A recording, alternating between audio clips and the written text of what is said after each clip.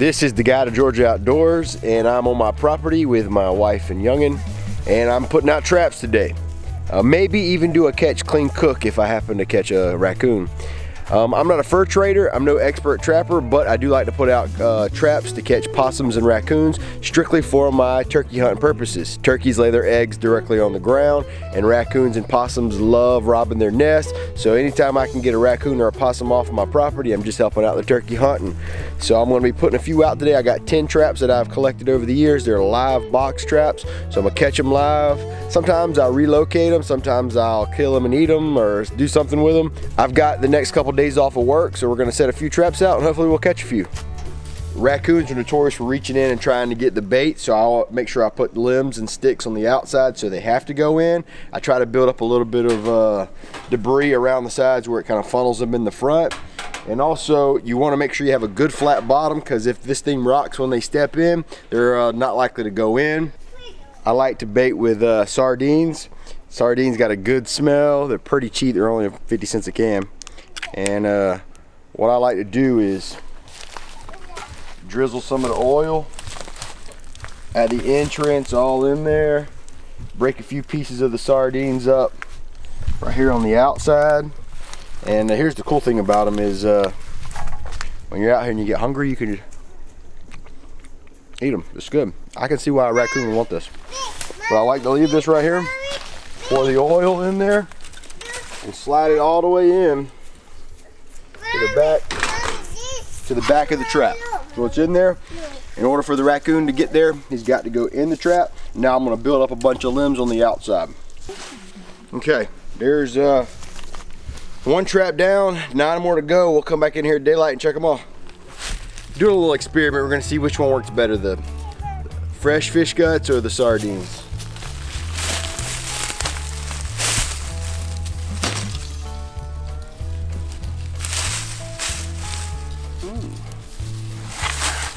Raccoons are like many other animals. They're going to choose the path of least resistance.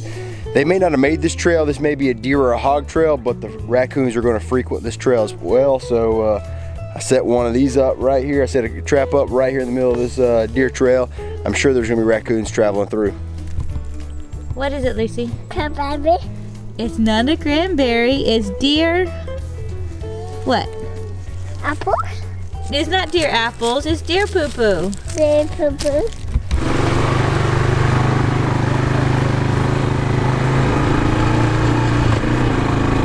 All right, let's see what we got. I know the door's shut on this one, so let's see what we got.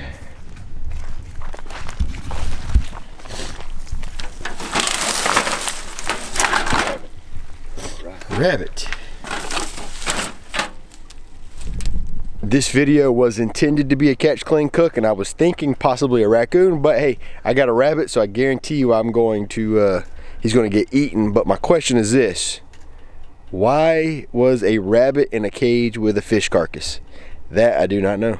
Okay, I'm pretty much checked all the traps today. Most of them didn't get hit, but it did rain a lot last night. But I'm down to one last trap, so let's go check it out and see what we got.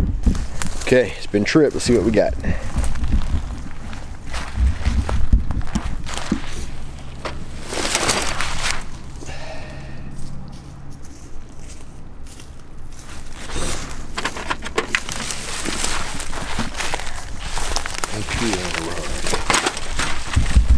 There we go.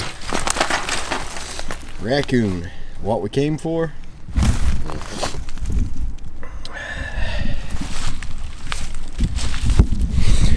That's what we came for the raccoon. That is a egg robber. It's a small one, but I think that'll actually taste better than a big one. So we're actually going to do the catch, clean, cook on this sucker. He's a small raccoon, but nonetheless, he is a raccoon. We're going to dispatch him, head back to the house, and check him again tomorrow. All right, it's the next morning. We're checking the traps already. This morning I kind of had a little mishap. We carried the golf cart. It broke down on us. We had to drag it back, come get the Ranger, but we're back. I've got my nephew, Uriah. I've got my daughter and my wife. We're out here checking, and we're at the first trap. All right, we were at the first trap. It has been shut, so there's something in there, but I don't, judging by the looks of it, I don't think this is what we came for. Don't touch it. Keep it as a pet. You should keep that in. What you think about that, Lucy? There's Squirrels. they're out. They're out. They're out. Look, it's going squirrel. All right. That's pretty cool. All right, we got a squirrel. Not what we intended for, but it was pretty cool. I want to see. Oh, he's hurt his You want to nose. get it out?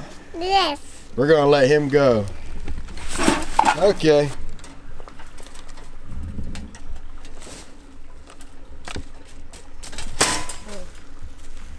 There's back. Was that fun, Lucy? There's back. All right, let's go to another trap. That's a possum. Yeah. Got a possum. We're at the last trap of the day. We have a possum in this one. He's an egg robber. So what we're gonna do is we're going to relocate him. Thing.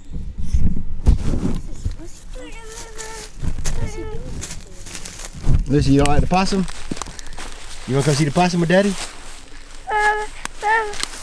Mommy. Not a big fan of the possum? All right, we got the, we're gonna get this possum out of the trap. We're gonna go back to the house. We're gonna clean up that raccoon and the rabbit we caught yesterday and do a little catch, clean, cook. When it comes to cleaning a rabbit, I kind of clean them like I do a squirrel. I split the hair on the back, pull it apart.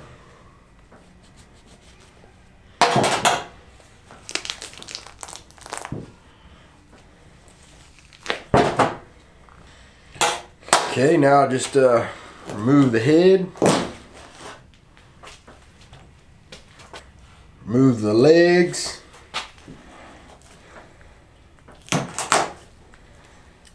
Right up those joints. Gutting.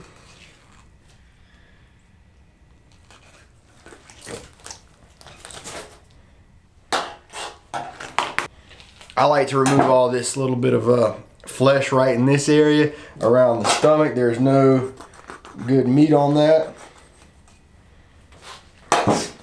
And there you have it, a whole rabbit's cleaned up. We're gonna wash him off. Now with this raccoon, typically I would do the same thing, cut him there and split him just like I did the rabbit, but I'm actually wanting to save some of these capes. I like to tan them out, keep them around here. So what I'm gonna do is end up splitting him from the back leg to the other leg and just unrolling the skin from the tail to the head. That way I can keep him whole and intact. It's a much slower, tedious process, so I'm not going to show it on this particular video. All right, I've got the raccoon and the rabbit cleaned out, and the first thing I'm noticing, there's not much difference in size between the two, and in fact the rabbit's probably got a lot more meat on him, but this was a rather small raccoon. So I'm going to set him to the side for just a minute. So let's go ahead and quarter this up. A good pair of scissors come in handy.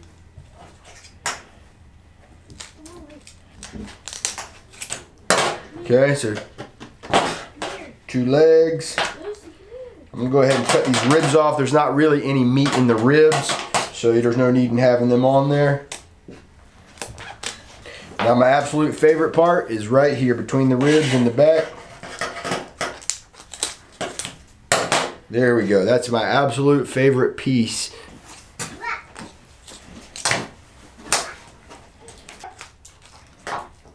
Now we're doing the same on the coon. We'll go ahead and quarter him up as well. His bones are a little bit more tough, so we're gonna get through there with a knife. I've got the raccoon cleaned out. I've got the rabbit cleaned up. We've got them quartered up. But here we go. I want to see how many of y'all were raised up in the country like me. What is this? Does anybody know what this guy is right here?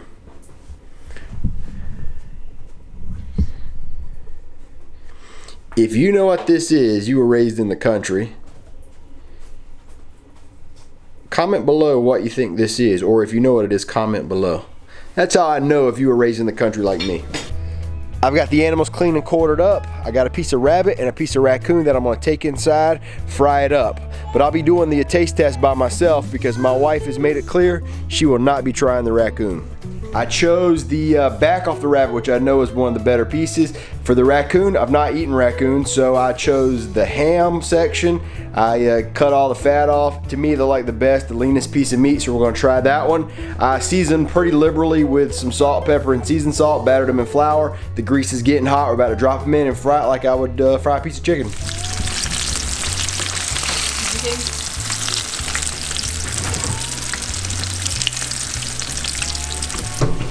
I must say that fried up a perfect golden color, right at 8-9 minutes of frying. When that cools down, we're gonna do the official Guide to Georgia Outdoors taste test. All right, this fried up better than the Colonel's original recipe. Let's try the back first. That's got a very good taste to it. Not a whole lot of game to it. A little on the tough side. I think you could have slow cooked it a little, made it a little bit better, but excellent taste to it. Oh yeah, I could eat that all day long. I've lived out in the country my whole life, caught many of raccoons, never eaten them, so this is going to be a first for me.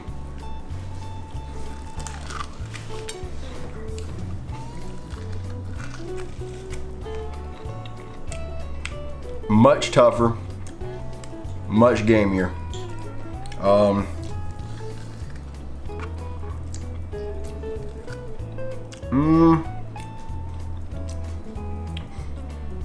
Not nearly as good in my opinion. This meat would have definitely fared better to cooked slow, maybe roasted it.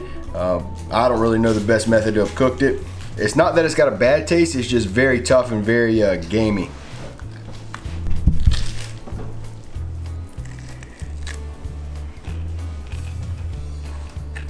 That's good. That's not bad, is it? That's pretty good. I like it. Okay, you want to try the raccoon? You don't want to try it? You sure you don't want a little piece of it? Okay, he was not interested in trying the raccoon, and you know what, at his age I probably wasn't either, but at least he's eating rabbit, going out there trapping with me. So this is what it's all about, a good catch, clean cook. The rabbit was a little unexpected. That's it for this episode. A lot of fun to get out there trapping with my wife, my daughter, my nephew. The rabbit was excellent. The raccoon, you know, it's not for everybody. If you don't mind, hit the like button, subscribe. I'm really trying to grow this channel. But until the next episode, this has been the unofficial and no doubt incomplete guide to Georgia Outdoors.